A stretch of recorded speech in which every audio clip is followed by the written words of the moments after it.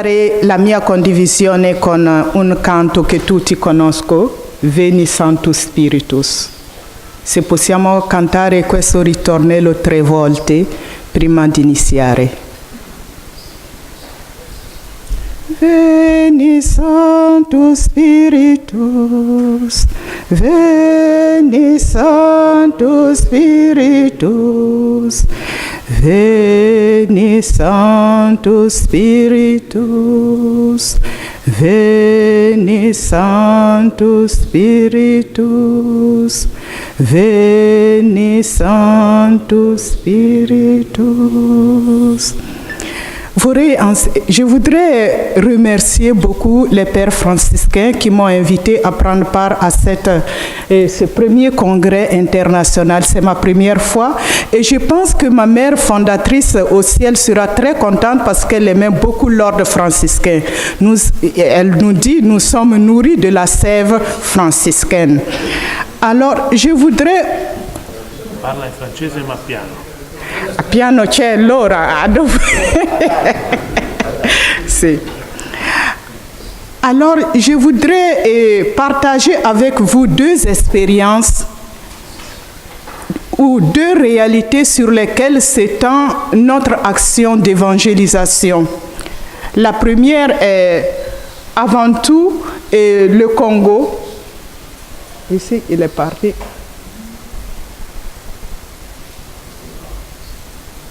Ben, je ne trouve pas les premières images. Hein.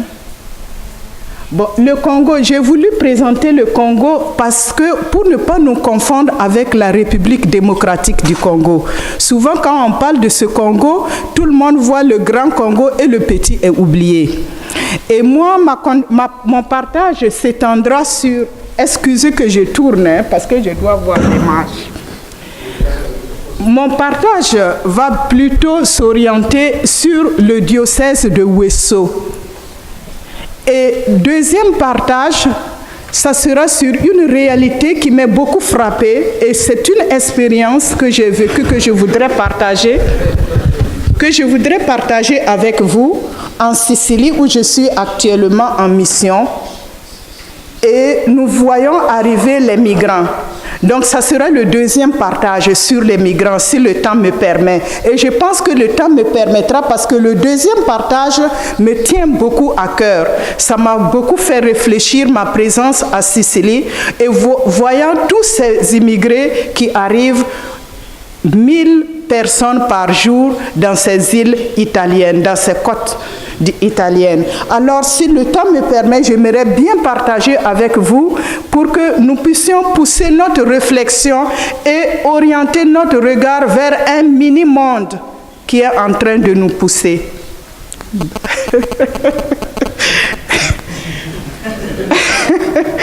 Alors, je commence en disant que tout d'abord, évangéliser un peuple, c'est entrer dans son histoire.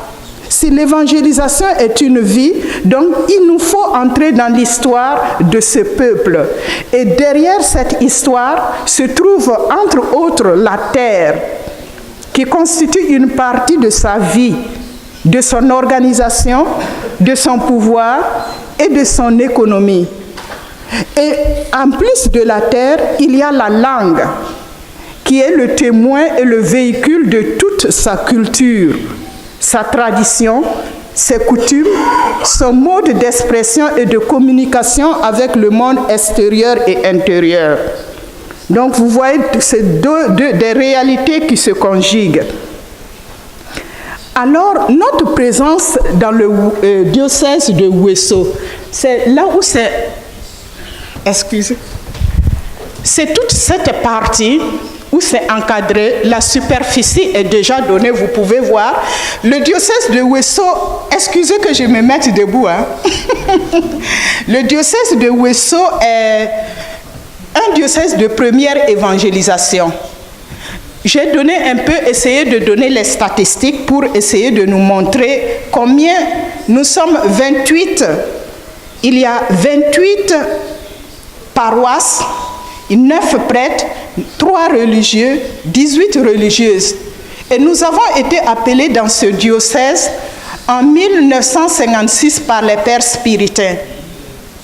pour travailler, collaborer avec eux au service de l'évangélisation.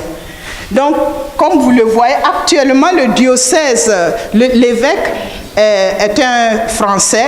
C'est l'unique Français, d'ailleurs, qui est évêque dans ce diocèse, à qui le diocèse a été confié.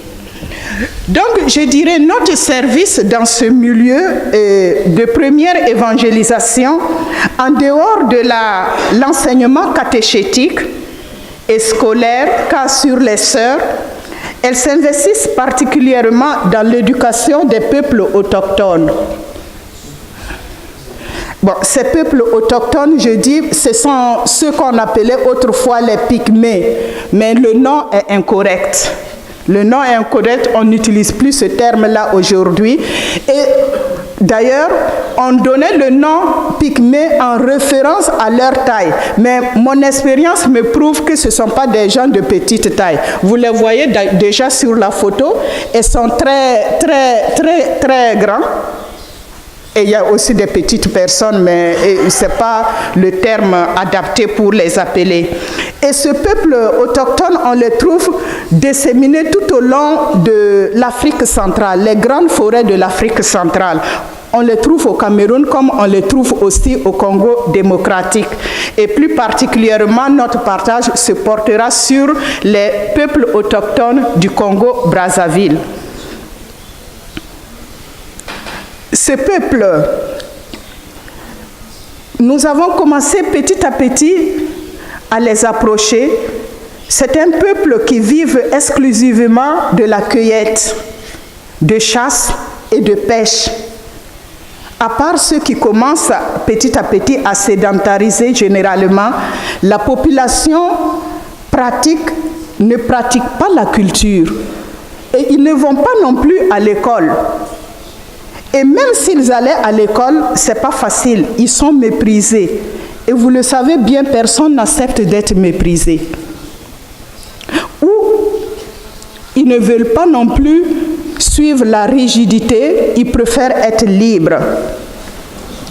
Et ils sont souvent victimes du racisme.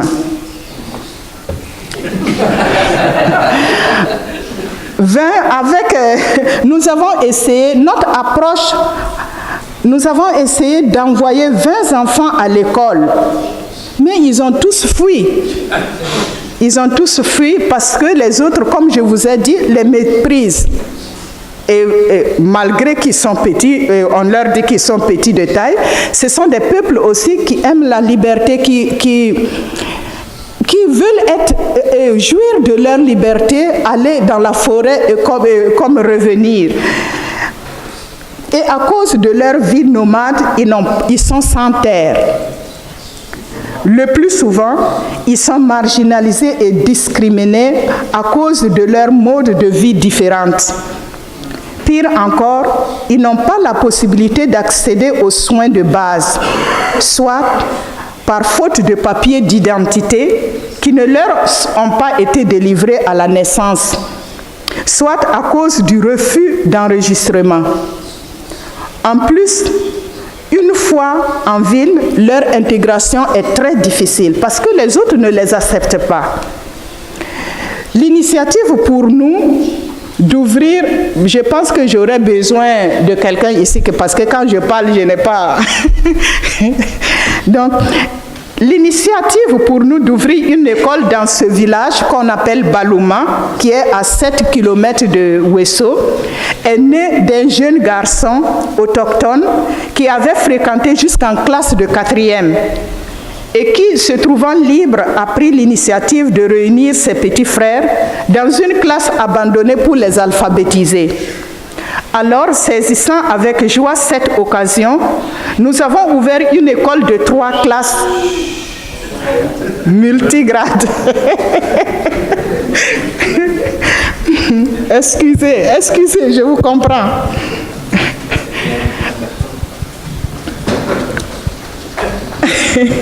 Ma soeur, vous pouvez aller doucement et je vais vous faire suivre le... Ok, merci beaucoup. Oui. C'est comme ça la collaboration déjà qui commence.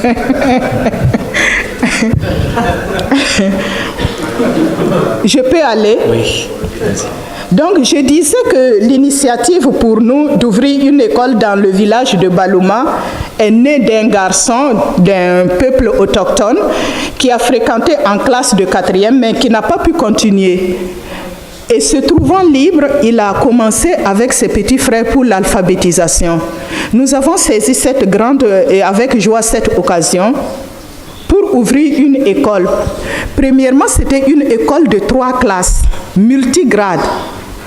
Donc, tu avais 2 niveaux dans une même classe. Eh bien, c'est pour défiler, pour que vous voyez les enfants. Et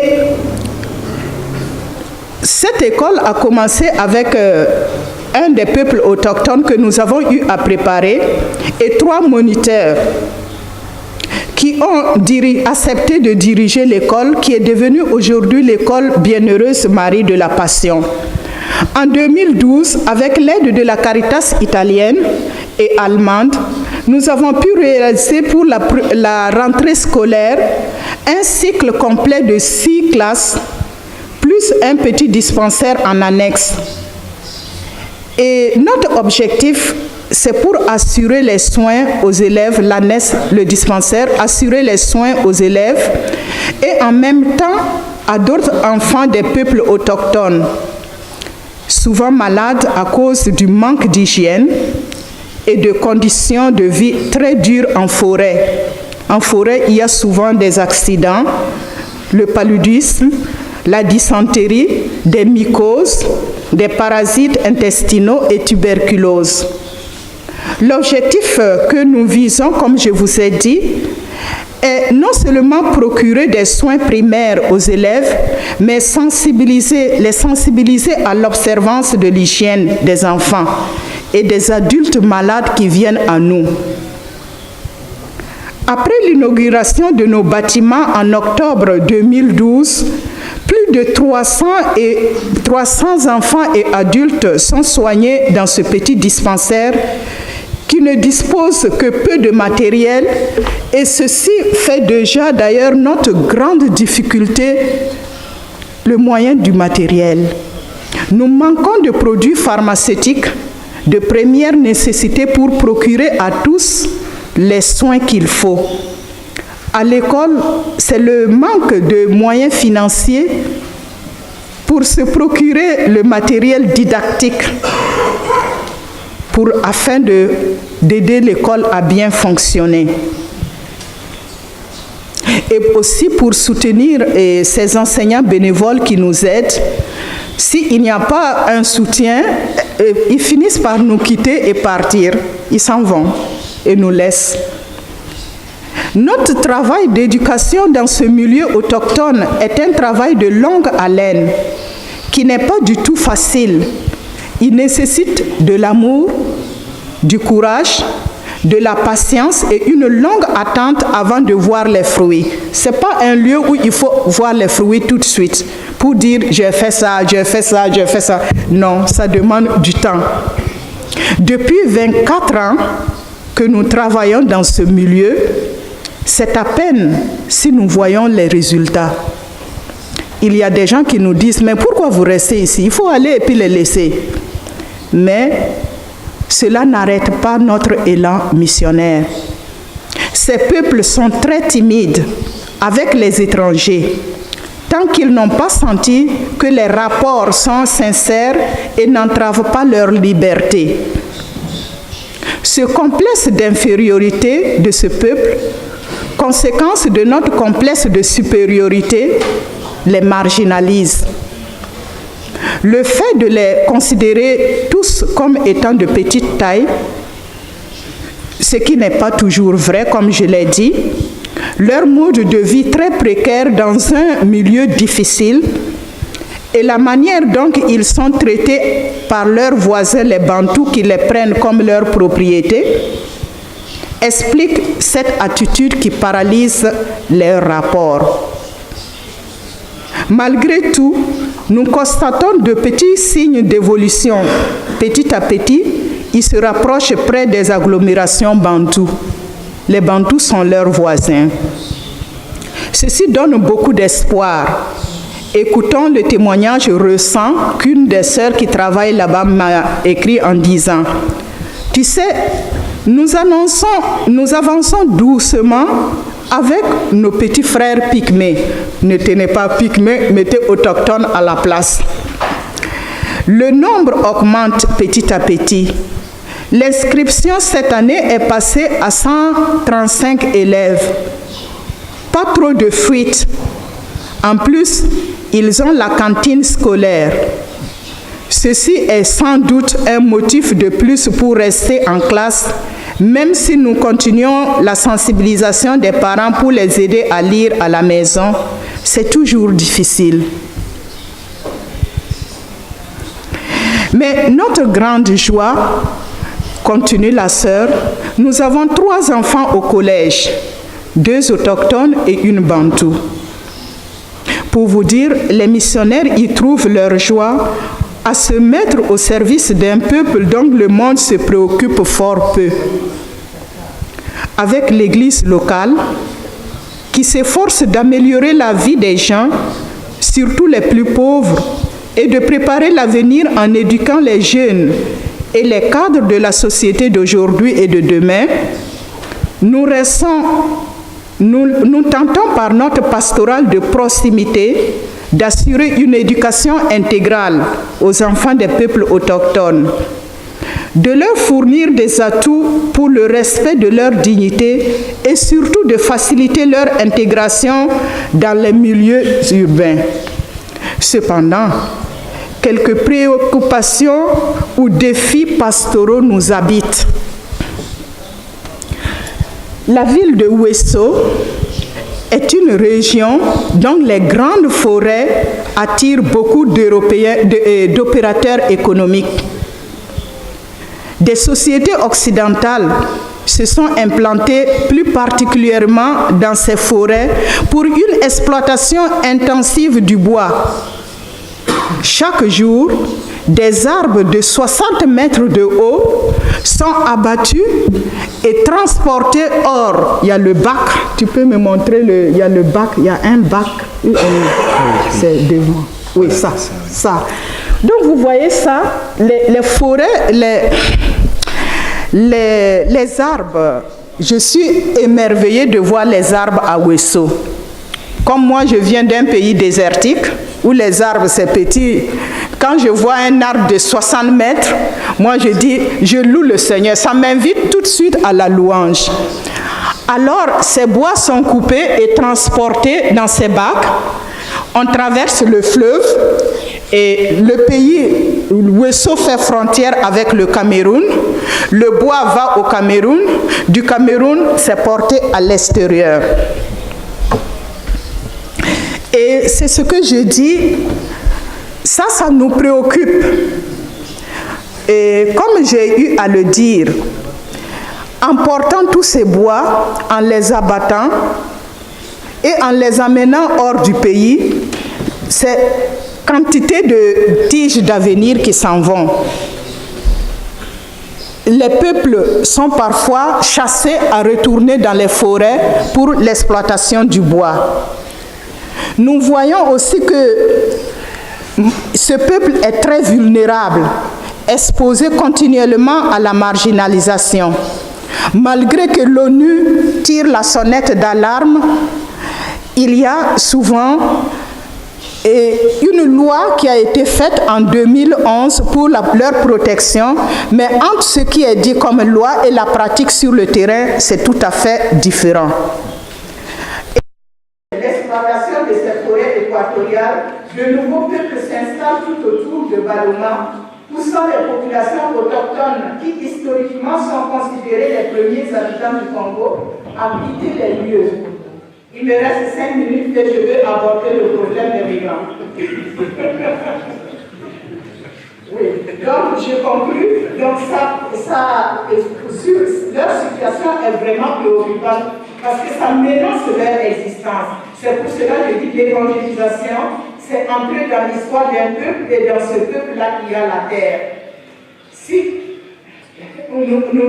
Comment évangéliser dans ces endroits où le peuple n'a pas droit à sa terre? bref pour ce peuple.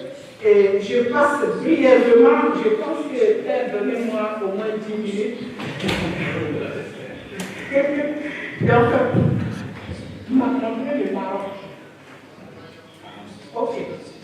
Et j'ai dit à Syracuse, nous appuyons des migrants qui arrivent.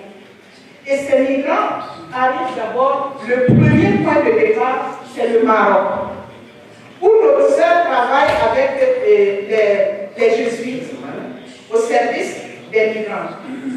Tous ceux qui arrivent là-bas sont prêts à être se embarquer pour l'Europe.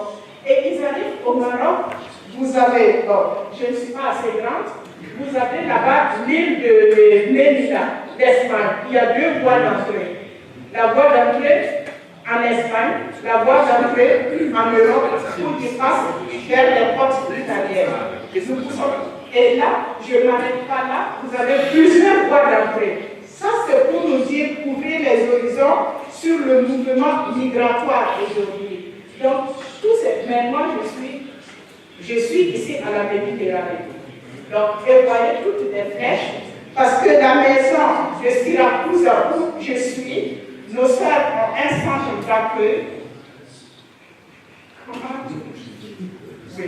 Nos sœurs ont un centre d'accueil où ils accueillent non seulement des migrants, on n'accueille pas les migrants, c'était des étrangers qui viennent à Syracuse pour la recherche du travail. Et souvent, ces personnes viennent de la Pologne, Roumanie, et Croatie, et puis le Mali, le Sénégal, Nigeria, beaucoup de Nigériens, pas Nigériens. Alors, donc tout ce monde arrive, nous les accueillons. En plus de la grande pauvreté croissante dans cette île de Syracuse, nous accueillons des familles entières, des jeunes, et en 2013, nous avons eu à accueillir des migrants qui sont arrivés en masse. Et comme je vous ai dit, ces migrants sont partis du Maroc, où ils sont entassés et embarqués pour entrer. Et la première, moi j'ai intitulé ici en disant le premier point d'accès, là où ils arrivent, c'est à Lampedusa. Alors Lampedusa, vous avez Lampedusa ici. Ils arrivent, et de là, Syracuse est l'extension de ces migrants qui arrivent et qui rentrent. Et nous sommes envahis. Nous sommes envahis pour un défi qui est très grand et qui n'est pas de notre pouvoir de pouvoir gérer ça en tant que communauté, uniquement comme communauté.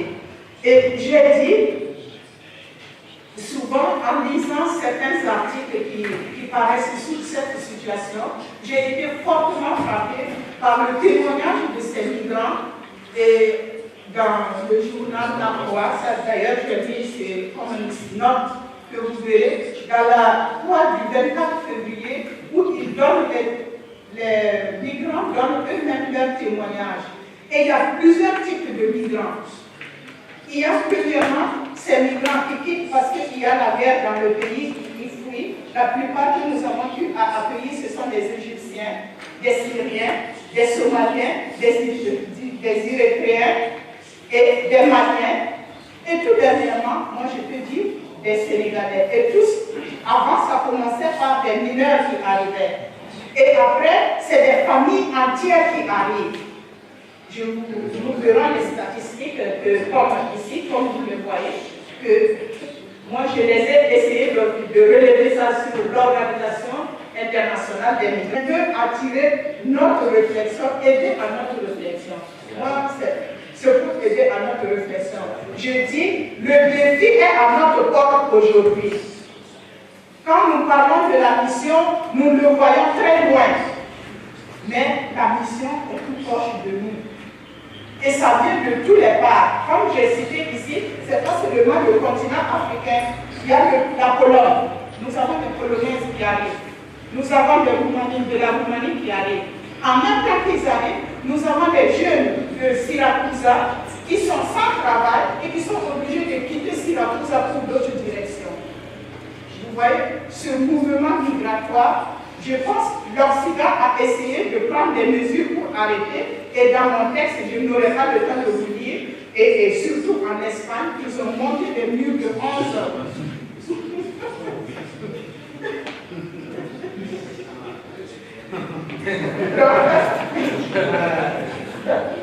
Donc, pour vous dire que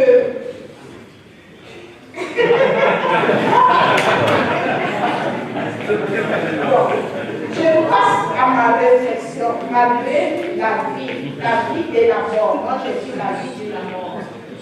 Ces peuples s'en vont, chaque peuple n'est pas. Je donne ma réflexion.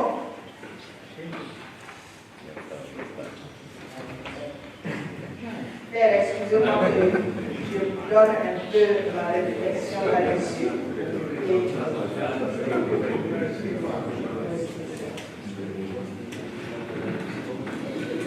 Face à cette situation que moi je trouve un peu dramatique, en tant que missionnaire, je me suis dit, qu'est-ce que, pour donner un sens de salut à ce mouvement des peuples, quel type de pastoral promouvoir à un niveau plus élevé entre l'Afrique, d'où partent ces migrants, les pays d'où partent ces migrants, et l'Église d'Europe, terre d'accueil, où ils arrivent. Et je dis que le défi est là à notre porte. C'est certain que beaucoup d'efforts se font pour leur assurer un minimum d'accueil. Notre service, comme communauté, en est un des exemples parmi tant d'autres. Mais selon moi, bien qu'important, il n'est qu'une goutte d'eau dans la mer par rapport à ce qui doit être fait, qui dépasse nos limites comme communauté. Et je pense, je m'arrête avec ces statistiques qui sont bien fort parlant. Et il y a mes frères de Sicile qui sont ici, qui vivent la même situation que nous, parce qu'il faut préparer la terre d'accueil et préparer la terre de sortie. Ça, j'ai dit qu'il y a beaucoup de choses aussi. Ces migrants sont victimes de beaucoup d'abus, de beaucoup de violences. Donc, je m'arrête là. Je m'excuse du temps.